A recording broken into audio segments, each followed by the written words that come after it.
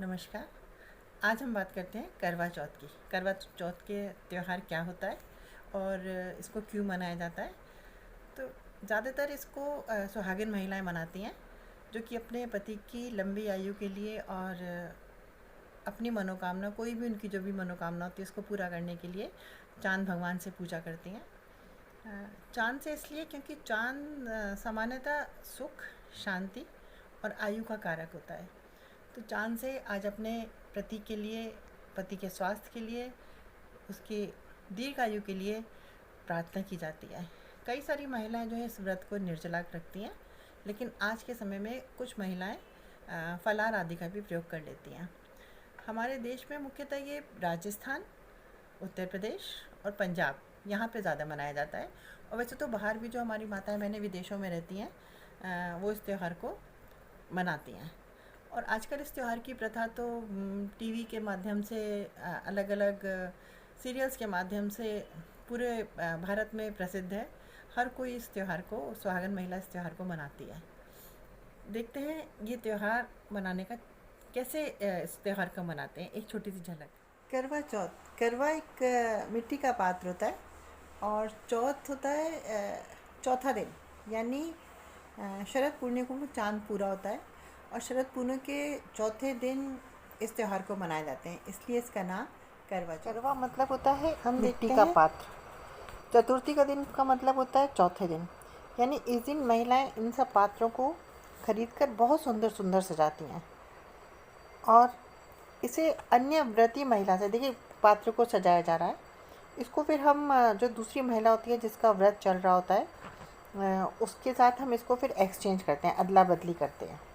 ठीक है, तो फिर ये वैसे तो इस व्रत की शुरुआत प्राचीन काल से ही चली आ रही है। प्राचीन काल में सावित्री एक पतिव्रता स्त्री थी और जब उसके पति को यमराज लेने के लिए आए तो उन्होंने बहुत ज़िद करी, बहुत रिक्वेस्ट करी, बहुत मिन्नतें मांगी यमराज से कि उसके पति के प्राण वश दिए जाएं।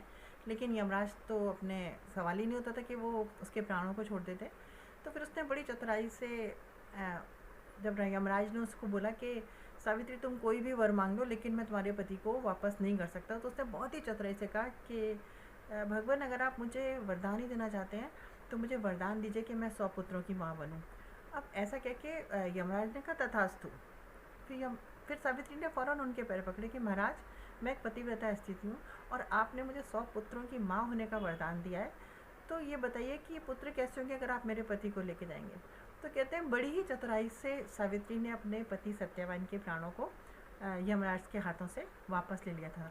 तो इसकी ये कथा प्राचीन काल से, तब से ही हम लोग, हमारे घर की महिलाएं, हमारे देश की महिलाएं इस त्यौहार को मनाती हैं। इसकी कथा महाभारत के समय में भी देखने को मिलती है, जब अर्जुन नीलगिरी पर्वत पर तपस्या कर रहे थे और उनके प्राणों को संकट था, तो द्रौपदी ने श्री कृष्ण भगवान की पूजा करी और उनसे मदद मांगी कि कृपया वो मदद करें कि वो अर्जुन के प्राणों की कैसे रक्षा करेगी। तो श्री कृष्ण ने उनको करवा चौथ व्रत करने के लिए बोला।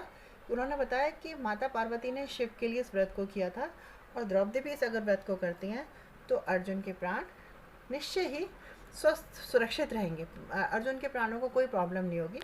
और ऐसा ही हुआ, द्रौपदी ने इस व्रत को किया और अर्जुन सकुशल वापस लौट के आए। करवा चौथ की कथा में यही कथा सुनने को मिलती है कि एक व्यापारी के 7 बेटे थे और एक बिटिया थी। बिटिया की शादी हो गई, वो भाइयों को बहुत प्यार करती थी, भाई भी उसको बहुत प्यार करते थे। लेकिन जब बिटिया वापस एक बार अपने मायके आई और करवा चौथ का व्रत आया, तो उसने जब व्रत रखा तो भाई उसको देख के बहुत परेशान हो गए कि भूखी प्यासी हमारी बहन इतनी सुंदर सी, इतनी कोमल सी, बिल्कुल कोमला जाएगी, मुरझा जाएगी। तो उन्होंने बहन को जल्दी से पानी पिलाना है, जल्दी से खाना खिलाना है, इस उद्देश्य से पेड़ के पीछे दीपक जलाया और अपनी बहन को आवाज़ दी कि देख देख चंद्रमा निकल आया। तो उसने, बहन ने चंद्रमा को अर्घ दिया और अपना व्रत को पूरा किया। लेकिन व्रत, उससे पहले ही उसके पास कुछ अच्छी खबर नहीं आती है कि उसके राजा की जो है वो डेथ हो गई है।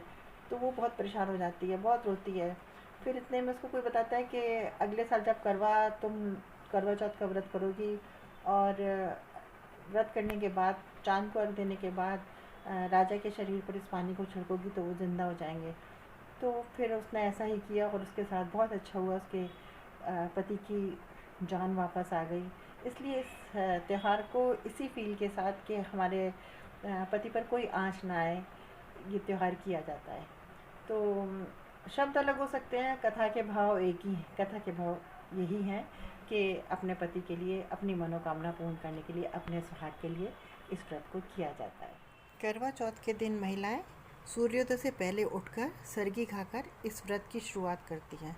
सरगी एक थाली होती है जो घर की सास जो है वो अपनी बहू को देती है, और जिस घर में सास नहीं होती है उस घर की बड़ी बुज़ुर्ग महिला या नंद या जेठानी जो भी है वो सरगी जो है वो बहू को देती है। ठीक है। शाम तक बहू जो है निर्जल रहती है। शाम को तैयार होके चंद्रमा को अर्घ दिया जाता है। लाल चंद्रमा को अर्घ देना शुभ नहीं माना जाता है, इसलिए जब चंद्रमा पूर्ण अपने यौवन पे आ जाए तब उसको अर्घ देना चाहिए।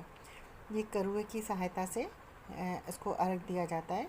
छन्नी के द्वारा देखते हैं, चाँद को देखते हैं, और जब हमें चाँद छन्नी से दिखाई दे जाता है फिर हम उसकी पूजा करते हैं। घर की सभी महिलाएं एक साथ होकर इस पूजा को करती हैं, चाँद को देखती हैं। और आजकल घर में महिलाएं नहीं होती हैं तो अड़ोस पड़ोस की महिलाएं इस व्रत को इकट्ठा होकर मनाती हैं। एक साथ सब बैठकर करुओं को बदलती हैं। उसके बाद पति अपने पत्नी को जल देते हैं, व्रत तोड़वाते हैं।